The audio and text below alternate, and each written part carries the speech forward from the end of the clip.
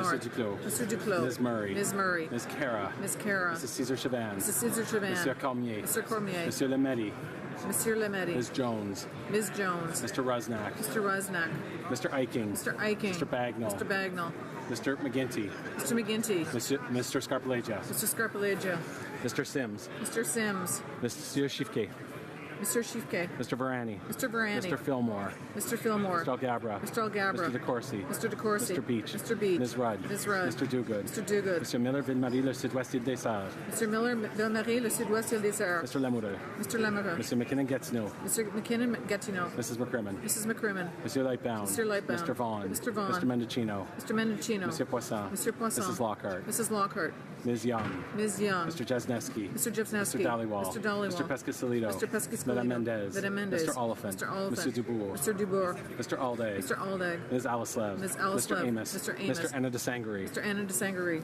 Monsieur Arsenault. Mr. Arsenault. Mr. Aria. Mr. Aria. Monsieur Ayoub. Mr. Ayoub. Mr. Badaway. Mr. Badaway. Monsieur Bayless. Mr. Bayless. Mr. Boissonneau. Mr. Boissonneau. Mr. Bossio. Mr. Bossio. Mr. Bertina. Mr. Bertina. Mr. Breton. Mr. Breton. Mr. Chen. Mr. Chen. Ms. DeBruzen. Ms. DeBruzen. Ms. DeMoff. Ms. DeMoff. Ms. Dillon. Ms. Dillon. Mr. Diodio. Mr. Diodio. Mr. Biddle. Mr. Biddle. Ms. Tassi. Ms. Tassi. Mr. Drouin. Mr. Drouin. Ms. Zarowitz. Ms. Zarowitz. Mr. Assassi. Mr. Assassi. Mr. El Khoury. Mr. El Khoury. Mr. Ellis. Mr. Ellis. Mr. Erskine Smith. Mr. Erskine Smith. Mr. Elfson. Mr. Elfson. Mr. Fergus. Mr. Fergus. Mr. Finnegan. Mr. Finnegan. Mr. Fisher. Mr. Fisher. Mr. Fonseca. Mr. Fonseca. Mr. Fregascatos. Mr. Fregascatos. Mr. Fraser West Nova. Mr. Fraser West Nova. Mr. Fraser Central Nova. Mr. Fraser Central Mr. Nova. Fuhrer. Mr. Fuhrer. Mr. Garrettson. Mr. Garrettson. Mr. Graham. Mr. Graham. Mr. Greywall. Mr. Greywall. Mr. Hardy. Mr. Hardy. Mr. Harvey. Mr. Harvey. Mr. Housefather. Mr. Housefather. Ms. Hutchings. Ms. Hutchings. Monsieur Yakino. Mr. Yakino. Mrs. Jordan. Mrs. Jordan. Mr. Johari. Mr. Johari. Ms. Khalid. Ms. Khalid. Madame Lapointe. Madame Lapointe. Monsieur Lefebvre. Monsieur Lefebvre. Mr. Levitt. Mr. Levitt. Mr. Longfield. Mr. Longfield. Ms. Ludwig. Ms. Ludwig. Mr. Maloney. Mr. Maloney. Monsieur Massé, Avignon, La Matisse, Matin, Matipédia. Mr. Massey, Avignon, La Matisse, Matin, Matapedia. Mr. May, Cambridge. Mr. May, Cambridge. Mr. McDonald. Mr. McDonald. Mr. McKinnon, Coquitlam, Park Coquitlam. Mr. McKinnon, Coquitlam, Port Coquitlam. Mr. McLeod, Northwest Territories. Mr. McLeod, Northwest Territories. Mr. Morrissey. Mr. Morrissey. Madame Nassif. Madame Nassif. Ms. O'Connell. Ms. O'Connell. Mr. Oliver. Mr. Oliver. Mr. Ouellette. Mr. Ouellette. Mr. Peterson. Mr. Peterson. Mr. Picard. Mr. Picard. Mr. Robillard. Mr. Robillard. Mr. Rumi. Mr. Rumi. Ms. Sahota. Ms. Sahota. Mr. Saini. Mr. Saini. Mr. Sanson. Mr. Sanson. Mr. Sanga. Mr. Sanga. Mr. Sarai. Mr. Sarai. Mrs. Schultz. Mrs. Schultz. Madame Shanahan. Madame Shanahan. Mr. Sheehan. Mr. Sheehan. Mr. Sidhu Mission Matsqui Fraser Canyon. Mr. Sidhu Mission Mascouy Fraser Canyon. Mrs. Sidhu Brampton South. Ms. Sidhu Brampton South. Mr. Secan. Mr. Secan. Mr. Sorbera. Mr. Sorbera. Mr. Spangaman. Mr. Spangaman. Mr. Tabera. Mr. Tabera. Mr. Tan. Mr. Tan. Monsieur Vandal. Mr. Vandal. Ms. Vandenbell. Ms. Vandenbell. Mr. Whalen. Mr. Whalen. Mrs. Zaid. Mrs. Zaid. Madame Fortier. Madame Fortier. Madame Lambropoulos. Madame Lambropoulos. Mr. Tutu. Mr. Tutu.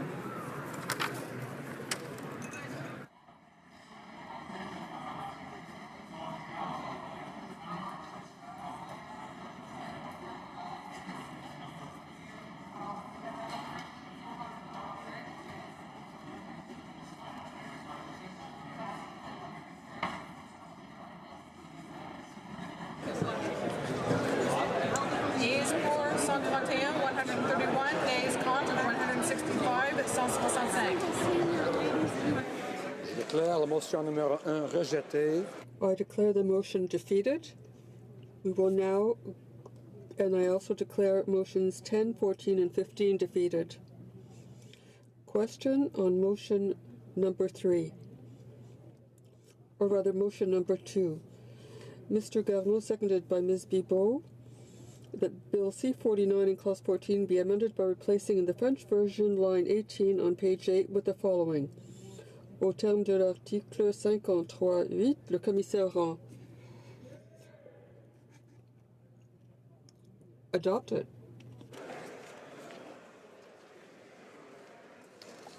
The question is on motion number 3. The vote on this motion also applies to motions numbers 4 to 9 and 11 to 13. Mr. Aubin, seconded by Mr. Massé, Windsor West, moved that Bill C-49 be amended by deleting Clause 61. The Honourable Chief Government Whip is rising on a point of order. Mr. Speaker, point of order. Mr. Speaker, I believe that if you seek it, you will find agreement to apply the result from the previous vote to this vote, with Liberal members voting no. Great idea. Loac Hope. Mr. Speaker, we agree to apply with Conservatives voting yes. Honorable député d'Hochelaga.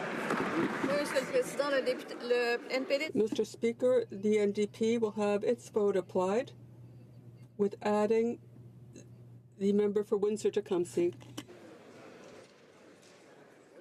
Le Bloc québécois est d'accord et votera. The Bloc québécois will vote for. The honourable member for Manicouagan, the Bloc québécois will vote for. In favour. Member for Saanich Gulf Islands. Oui, Monsieur le Président, aussi, je suis d'accord. Mr. Speaker, I also agree with the decision to have the votes applied, and I also will vote yes. None of it. Mr. Speaker, I agree to have the vote applied, and I'll be voting no. Is unanimous consent to proceed as in this manner? Agreed.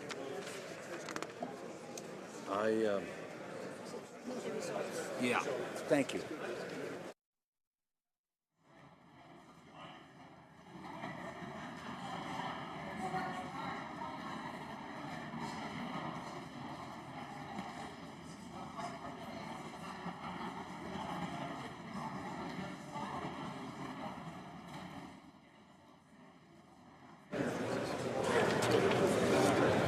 Yeas pour 132, 132. Nays contre 165, 165. I declare motion number 3 defeated. I therefore declare motions numbers 4 to 9 and 11 to 13 defeated.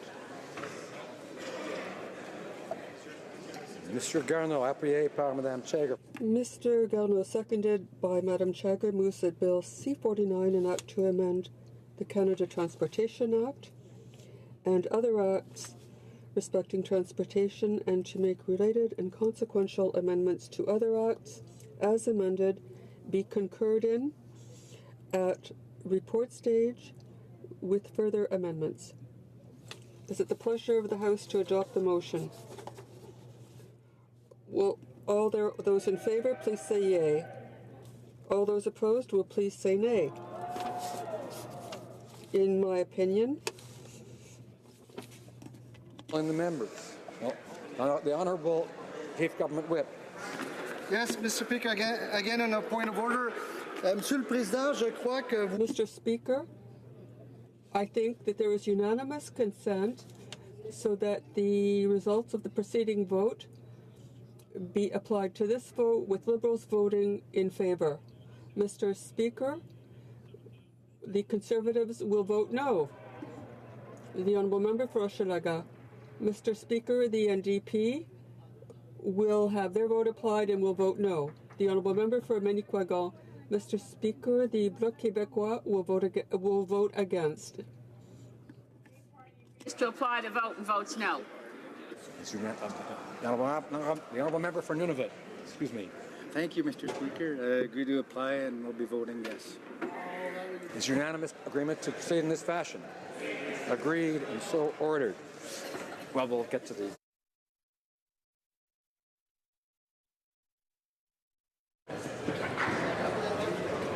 Yeas pour 165, 165. Nays contre 132, 132. I declare the motion carried. When shall bill be read a third time? Never! At the next sitting of the House.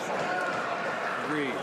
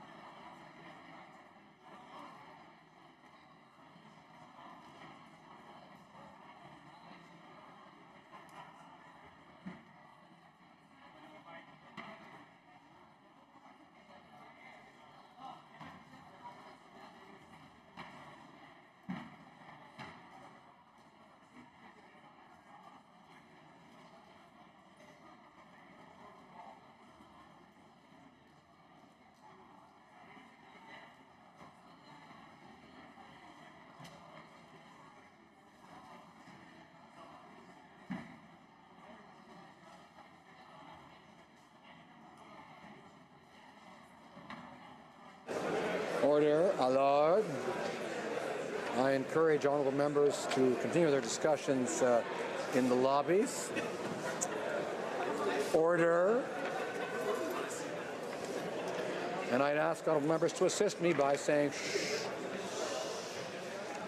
Thank colleagues for their cooperation. The honourable member from Malpeque is not, excuse me, orders of the day.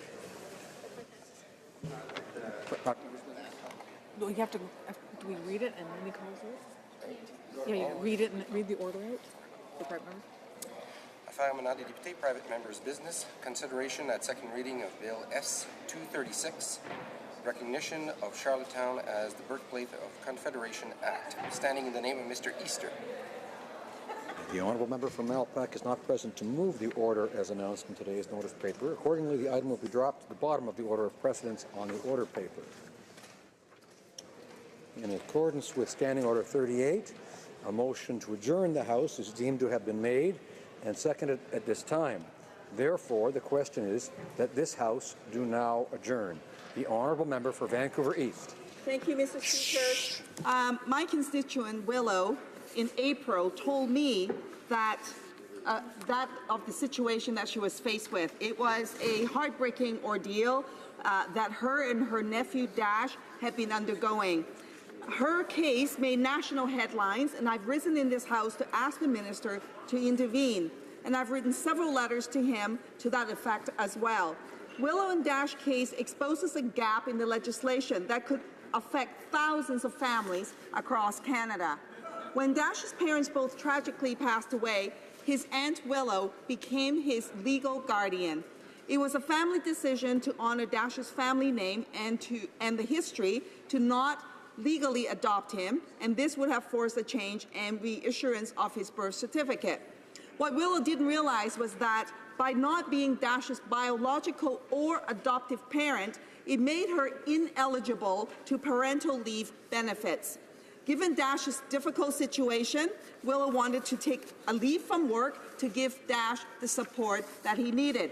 Like many Canadians, Willow could not afford to take unpaid leave, so she applied for parental benefits under EI, a system she has spent 22 years paying into, only to be denied because she is not the adoptive parent or the biological parent of her nephew. She was only the legal guardian.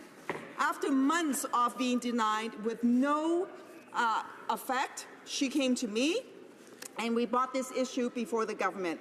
And the government finally accepted Willow's EI claim in September. So remember, she made the application back in April, and it was finally accepted in September. And at that time, it was also recommended to Willow that she file a formal complaint. Throughout this whole ordeal, Willow's focus on the broader impact of what she was doing was never lost. To quote her complaint letter, "Although I am personally relieved to finally be granted this leave, it is unacceptable that it took 5 months, a media campaign, a question in the House of Commons. I'm an educated person with a great deal of supports, and this has been draining on me financially and emotionally. The EI regulations are antiquated and discriminatory. Parental leave must be available to all new parents who qualify. It is discriminatory to state that permanent guardianship is not equivalent to other types of legal parenting. Ultimately, I've been granted parental leave, which means that a precedent has now been set." That's the end of her quote. Now, if the government fails to change the legislation, they are continuing to discriminate against on an estimated 11,000 children in BC alone. They're also discriminating against Indigenous children who are in homes where legally recognized alternative custom and kinship care arrangements exist. I've been in contact with the minister throughout this entire process and even outlined the legislative or regulatory approaches that could remedy these problems. However, in response to my latest letter to the minister, his policy director writes, and I quote, "I'm pleased to learn that there has been resolution to Ms. Yamaguchi's case with respect to her EI claim. I'm also concerned with the delays experienced in her case. The department will make efforts to improve and be more responsive in the future," end quote. Then it goes on with a boilerplate about Budget 2017 EI changes, completely ignoring what my letter was asking and what Willow's complaint is actually about, and that is that we require legislative changes. So when will the government close this unfair gap in the EI program so families like her won't be hurt by it? The Honourable Parliamentary Secretary to the Minister of Veterans Affairs and Associate Minister of National Defence. Thank you, Madam Speaker. I'd like to start by thanking my honourable colleague from Vancouver East for asking that an adjournment debate be held on this topic. The question the member asked the Minister of Families, Children and Social Development on May 29th was, in fact, very relevant. Her question was about a specific case that, let's admit, touched us all deeply. But the question from the member for Vancouver East went further, Madam Speaker. It also touched on much larger social issues. The member asked how the various government measures and programs in place could respond to this individual who was declined employment insurance parental benefits. Madam Speaker, under the current regulations, employment insurance parental benefits are provided to parents taking care of a newborn or a newly adopted child. There are also certain circumstances where parental benefits could be provided to claimants when they can demonstrate that they have been granted permanent legal custody by the court because it was in the child's best interests not to proceed with an adoption. As the Minister said, we are all saddened when Canadian families go through difficult times such as this. However, each case is unique and has to be assessed on an individual basis according to the EI Act and regulations. Service Canada has reached out to the individual, encouraging her to share any additional information to support the reconsideration of her application. Madame la Présidente. Madam Speaker, the Government of Canada currently offers parental benefits as well as maternity benefits and other types of special benefits aimed at helping Canadian families. Allow me, in passing, to give you 3 concrete examples of improvements to the EI system. Announced in the last budget will come into effect this fiscal year and will make the employment insurance program more flexible, accessible, and inclusive. We will create a new employment insurance benefit for a duration of up to 15 weeks for people who are taking care of critically ill or gravely injured adult family member. Additionally, the new measures will allow parents to choose to either receive employment insurance parental benefits for a period of 12 months or for an extended period of up to 18 months. This choice will be available to both birth and adoptive parents. Finally, pregnant workers will be able to apply for employment insurance maternity benefits up to 12 weeks before their expected delivery date, increased from the current maximum of 8 weeks if they choose. Entre-temps, Madame la Présidente. In the meantime, Madam Speaker, our government is acting on several fronts to help Canadian families. July 2016, we replaced the previous child benefit with an all-new Canadian child benefit. This new benefit is simpler, non-taxable, better targeted, and more generous. In fact, 9 out of 10 Canadian families now receive more support than ever. J'invite donc ma collègue.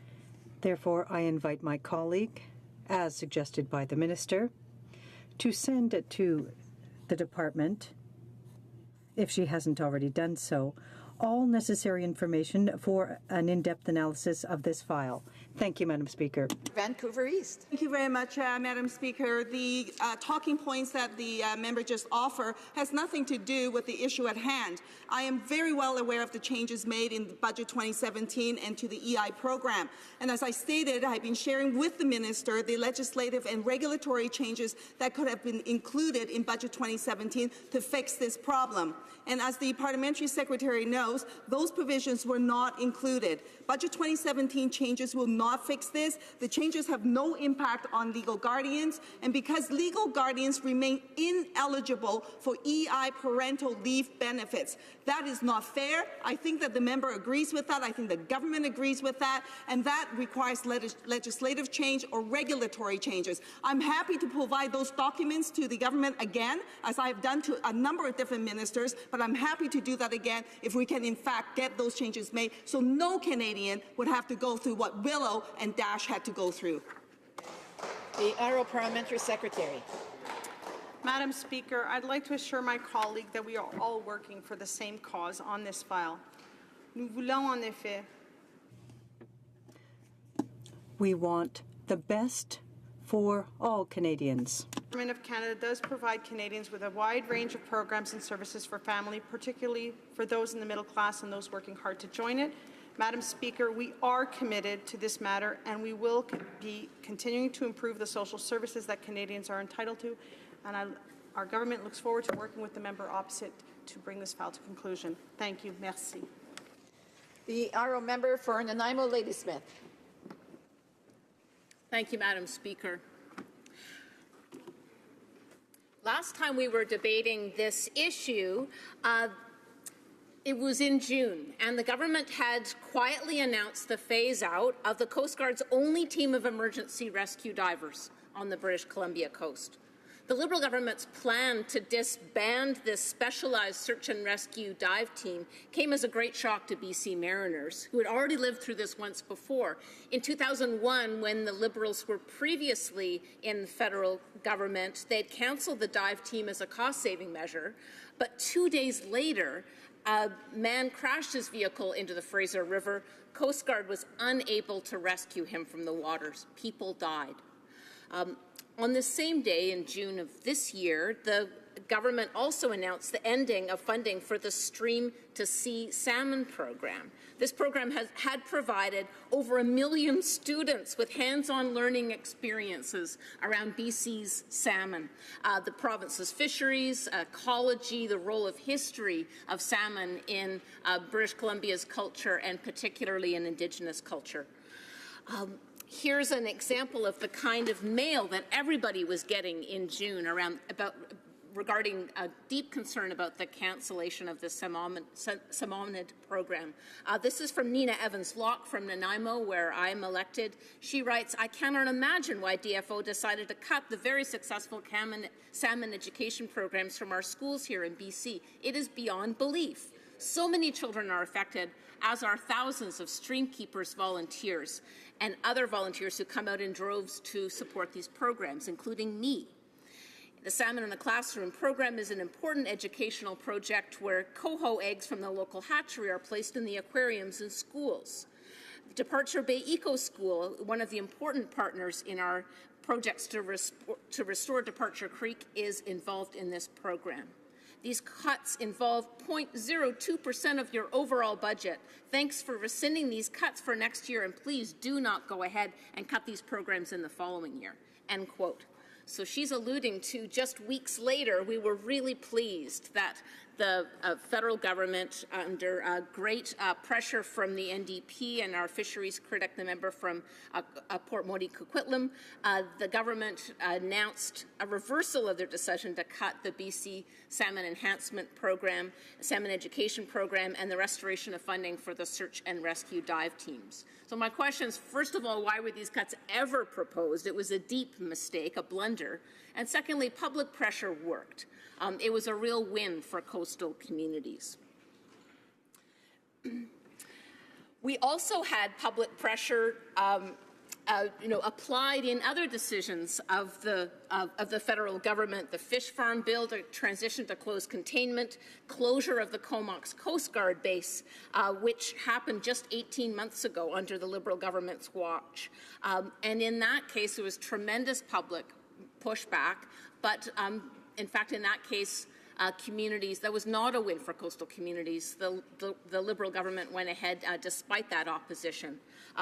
So that's my question to the member across. Why aren't you listening to coastal communities, despite the fact we got a win with salmon and the Coast Guard dive team? When will you listen to coastal communities in relation to other Coast Guard closures? And of course, that's through the Speaker. I would just remind the member to address the questions to the Speaker and not the individual members. The Honourable Parliamentary Secretary to the Minister of Fisheries, Oceans and the Canadian Coast Guard. Well, thank you, Madam Speaker, and I thank the member from Nanaimo Ladysmith, actually a riding that I used to represent myself as a municipal councillor some 18 years ago.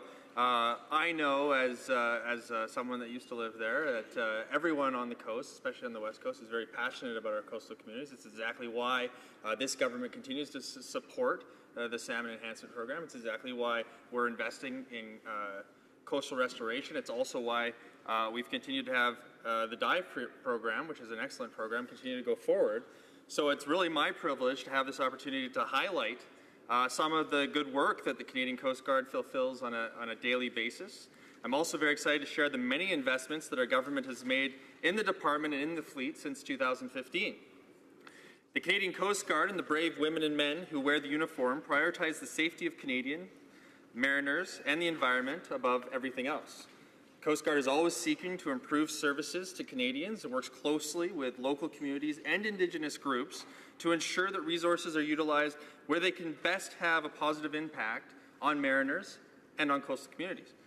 I can also confirm once again that the Canadian Coast Guard dive team will remain at the Sea Island base. I would also like to point out that with last summer's reopening of the Kitsilano Coast Guard Station and the announcement of the historic Oceans Protection Plan, Vancouver Harbour is safer than it was 2 years ago, and the entire coast will be safer when it has, than it has ever been once all of these historic investments have been made. The $1.5 billion Oceans Protection Plan will ensure that our coasts are protected in a way that ensures environmental sustainability, safe and responsible commercial use, and collaboration with coastal and Indigenous communities. It is built on Canadian science, technology, and traditional knowledge to protect Canada's unique marine environment from coast to coast to coast. This plan will also help create economic opportunities for Canadians today, including jobs for middle-class Canadians, while protecting our waters for the benefit of future generations. In addition to this, search and rescue capability in British Columbia has sharply increased through recent investments, such as those through the Oceans Protection Plan, which will help deliver 4 new search and rescue lifeboats to the West Coast, as well as crews that will operate these boats 24 hours a day, 7 days a week, 365 days a year, Madam Speaker. These and other initiatives will lead to safer, more responsible marine shipping and cleaner, healthier marine ecosystems. These recent investments, in addition to a further $1.4 billion the Department is receiving in its recent program integrity review, will create more job opportunities within the Coast Guard. The total number of personnel assigned to the Coast Guard Search and Rescue Mission in British Columbia will increase over the next 3 years, resulting in safer waterways for everyone in the region. In fact, over the next few years, DFO and the Coast Guard will staff upwards of 900 positions across Canada on all 3 coasts. It goes without saying, but increased hiring of new employees will greatly benefit Coast Guard's critical frontline services. Investments will be made in areas which are key to sustaining and improving the Coast Guard's critical operations, core activities, and assets. The Canadian Coast Guard is the backbone for one of the safest marine systems in the world. As more goods are being shipped from our coasts, our men and women will play an enhanced role in facilitating the safe, clean, and efficient marine transportation of Canadian goods to market. I would like to close by thanking the men and women of the Canadian Coast Guard for working hard every day across the country to ensure that maritime search and rescue services are available 24 hours a day, 7 days a week to Canadians and mariners in Canadian waters. Thank you, Madam Speaker. The honourable member for Nanaimo, Ladysmith. Coast Guard men and women on the water just 2 weekends ago acted quickly when a 100-foot, 90-year-old vessel, the Anapea, started to sink in Ladysmith Harbour. This is a vessel that had been identified in 2014 by Transport Canada as a vessel of concern, but nothing was done. When the vessel sank, and it still sits on the bottom of Ladysmith Harbour, it was Coast Guard employees who boomed it and prevented an oil spill from getting worse. And so I'm hoping that this government will hear the public pressure from coastal communities and enact abandoned vessel legislation regime that is full and reflects what coastal communities have been asking for 15 years. The minister's announcement today was a very good first step, but it doesn't deal with pleasure craft or deal with the backlog and problems with vessel registration. Through you, Madam Speaker, I'm hoping for the government's assurance that it will hear coastal communities' full concerns on abandoned vessels. The Honourable Parliamentary Secretary.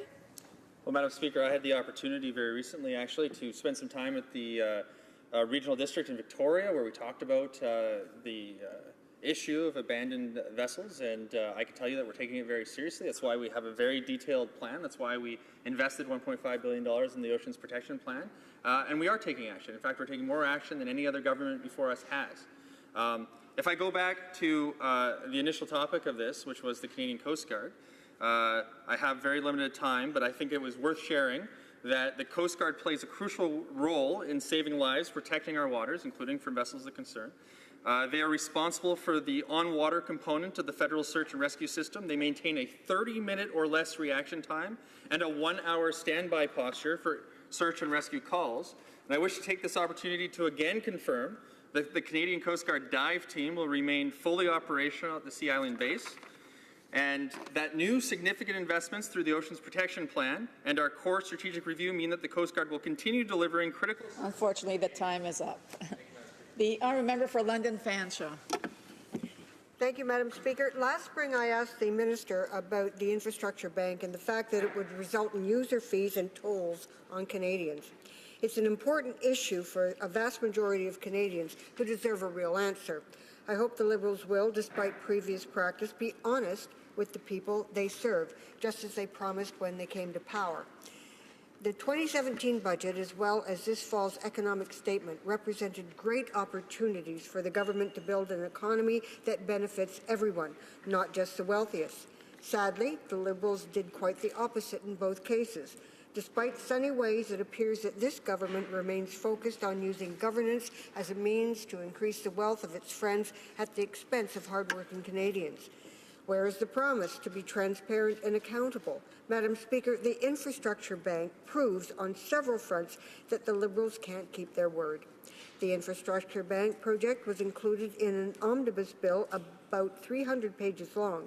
I recall the Liberal promise during the last election campaign to abolish the use of undemocratic omnibus bills they vigorously denounced while the Harper government was in power. Can the minister explain why the use of such undemocratic practices has suddenly become acceptable? Secondly, in 2015, the Liberals promised that the Canada Infrastructure Bank would provide low-cost financing for new infrastructure programs. 1 year later, we learned that the Infrastructure Bank will be largely financed by private sector investors, investors who will demand significant returns on that investment. Projects funded under the infrastructure banks will have to produce revenues, notably by imposing user fees, tolls, and other new costs to citizens throughout Canada. I don't recall the Liberals being transparent about tolls at the time that the legislation was introduced. The bottom line is that Canadian taxpayers will be funding private corporations for public services. The Infrastructure Bank represents nothing less than the privatization of our infrastructure, privatization which benefits wealthy investors at the expense of hardworking Canadians who rely on public services. Madam Speaker, it raises the vital question of whether public services would be deemed unessential if they don't meet an acceptable profit margin for Infrastructure Bank investors. For example, would the public safety of rural areas and impoverished regions be overlooked because it wouldn't generate enough profit? Once again, profit appears to trump the public good in the Sunny Ways rulebook. The NDP has been very vocal in its opposition to the Infrastructure Bank. It doesn't serve the needs of Canadians. This privatization is disastrous for all of us. Infrastructure should firstly benefit all Canadians, including workers and families, not the financial elite and corporate friends of the Liberals. And we should most certainly not be double billing Canadians with additional user fees and tolls for essential infrastructure that they've already paid for with their tax dollars.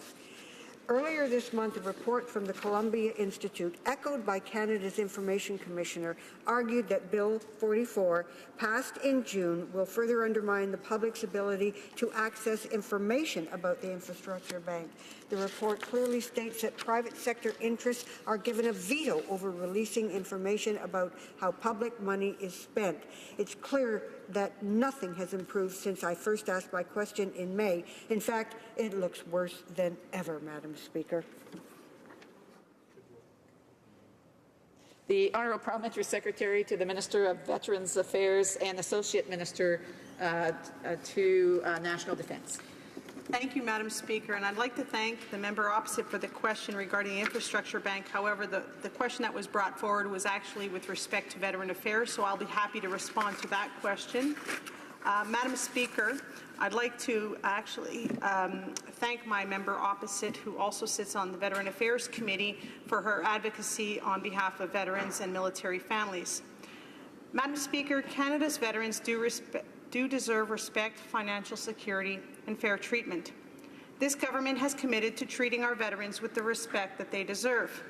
As everyone in this House knows through experience, there is often inaccurate information floating around, and it's important that Canadians get the facts. So, Madam Speaker, let me set the record straight. Shortly after taking office, the Minister of Veteran Affairs and Associate Minister of National Defence established 6 advisory groups composed of veterans and members of stakeholder organizations. Their input contributed to the changes made in programs and benefits for veterans, and for that, we thank them. En 2016, Anciens Combattants Canada. In 2016, Veteran Affairs Canada reopened all 9 offices that had been closed by the previous government and opened a new one in Surrey, British Columbia. Budget 2016 was also an opportunity to enhance the financial security of veterans and their families by putting more money into their pockets. Budget 2017 supports the health and well-being of veterans and families by investing in mental health supports, education opportunities, and career transition services. For example, we will invest $17.5 million in creating a Centre of Excellence to research and share knowledge and best practices on post-traumatic stress disorder and related health conditions for veterans and Canadian Armed Forces members. À compter d'avril 2018, beginning in April 2018, the new Education and Training benefit will give veterans with at least 6 years of military service up to $40,000 in funding for post-secondary education, and veterans with 12 or more years of military service may receive up to $80,000. We are also expanding access to the Military Family Resource Centres starting in April 2018 for the families of veterans who medically released from the military. To all 32 MFRCs across Canada, we'll provide veterans and their families a familiar support group post-military career. The new caregiver recognition benefit will provide $1,000 every month tax-free to caregivers of veterans to better recognize and honor that vital role that they play. This is based on direct feedback received from the Minister's advisory groups. In addition, to help with the transition from military to civilian life, we will expand coaching and job placement assistance to equip veterans, Canadian Armed Forces members, survivors and veteran spouses, and common law partners with the tools they need to navigate the transition to the civilian workforce. These are just a few of the changes that we are confident will lead to better outcomes for veterans and their families. Yes, it has taken time. That's because this government is listening and responding to the real needs of veterans and their families. I have personally visited 12 Canadian Armed Forces bases and wings since March of this year and have spoken with hundreds of military members, veterans and their families to listen to their needs. We will continue to strive for excellence in the care and support of our brave men and women in uniform, those who have served, and the families that support them. Thank you. Merci. The honourable member for London Fanshawe. Well, thank you, Madam Speaker, and thank you to the Parliamentary Secretary. I, too, am absolutely convinced of her integrity and her desire to help veterans and their families. But I must say that I have profound concerns along the lines of what is actually happening to veterans and their families.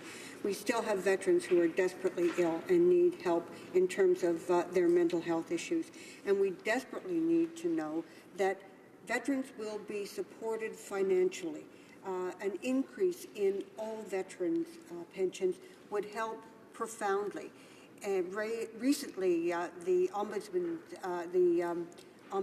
the DND Ombudsman said financial security would go a long way to help everyone, and I believe that's true. The Honourable Parliamentary Secretary. Thank you, Madam Speaker, and I want to thank my member opposite again for her question. When it comes to mental health for our Canadian Armed Forces members and our veterans. It is something that I truly believe is a joint effort, and I was delighted to be part of the Joint Suicide Prevention Strategy announcement 2 weeks ago, whereas DND and Veteran Affairs Canada will be working lockstep to ensure that that support is there. Madam Speaker, the Prime Minister's mandate letter to the Minister of Veterans Affairs and Associate Minister of National Defence clearly gave the priority of re-establishing a lifelong pension to the injured veterans, and we are committed to doing so. Le ministre s'est engagé à prendre le temps nécessaire. The Minister has committed to taking the time required to ensure that it meets the needs of veterans and their families. Veterans Affairs Canada continues to work with veterans and other stakeholders to develop the pension option. It's committed to delivering on that, and by the end of this year, Madam Speaker, stay tuned.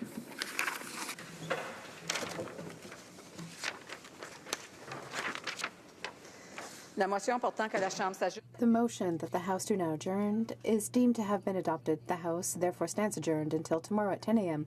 pursuant to Section 24(1) of the Standing Orders.